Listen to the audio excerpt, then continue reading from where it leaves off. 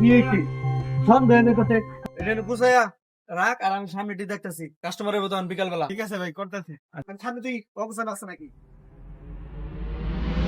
সাবধান ভাই আছে? না তো ভাই, উনি নাই। কিছু লাগবো? না, কিছু মাল নিতাম। ও আমাকে বলেন, আমি দিতে পারবো। বিষয়টা হচ্ছে কিছু টাকা শর্ট আছে তো। ভাই কোনো বাকি টাকা হয় না, বাকি লেগাইছেন না, সরেন এখান থেকে। এর জন্য ভাই বলতে চাই নাই। যাই হোক, সমস্যা নাই। সাবধান ভাই আসলে আপনি আমার নামটা একটু বললেন। এ আপনি কোন এলাকার প্রেসিডেন্ট যে সাদ্দাম মাইলে আপনার নাম গলা লাগবো? আমি ভাই কোনো প্রেসিডেন্ট না, তবু আপনি একটু আপনার মহাজনকে বললেন যে হারাধন আসছিল। হইছে, আমি হারাদন টারাদন কথা জানেন থেকে বাকি লেগাইছি। কিরে সামিউল, ভাই কেসের অবস্থা এই অবস্থা কেন? দোকানে কি কোনো বেচা কিনি নাই নাকি? বেচা কিনি তো আছে ভাই, কাস্টমার একটু কম আজকে। কি বলিস? ভাই এই যে মাল কিনছিলাম তো 2000 টাকা বেশি হয়েছে, রাখেন।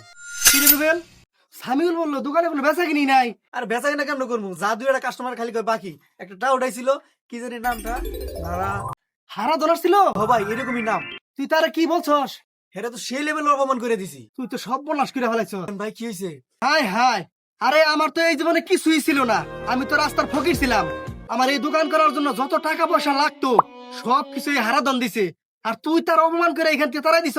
আর সে কি কি মাল চাইছে সব কিছু প্যাকিং কইরা তার বাসায় নিয়ে দিবি, আর তার কাছে মাপ চাইবি। ঠিক আছে ভাই, এখনই সবকিছু গুছাই নিয়ে দিয়ে দিছি। ইতি হারাধনে অনেক বড় বাড়ি। আলাই মেলা বড় লোক। মনে হয় এখন তুমি কি অবস্থা নাই, এই জন্য রুম আগে দিয়ে বাসায় যান, বাসায় আয়।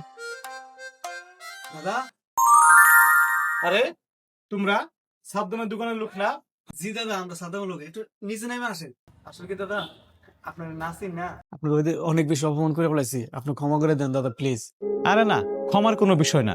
মানুষের বাইরের দিকটা থেকে আসলে অনুমান করা যায় না যে তার টাকা পয়সা আছে কিনা। না দাদা, সাদ্দামের কাছে আমি শুনছি আপনি একসময় অনেক টাকা পয়সা ছিল, আর সাদ্দামের নাকি পুরো দোকানটাই আপনি করে দিছেন। তোমরা যা করছো এটা তোমাদের কর্তব্য। আচ্ছা, মালগুলো নিয়ে যাও, আমি সাবধানের সাথে পরে গিয়ে কথা বলবো।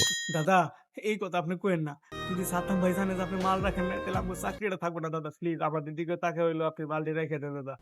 কি একটা জামালায় ফেলছো তোমরা। আচ্ছা ঠিক আছে, ভিতরে নিয়ে রাখো, যাও ভিতরে নিয়ে রেখে আসো। প্রতিদানের আশায় উপকার নয়, বরং মানুষের উপকার করাই মহত্বের পরিচয়।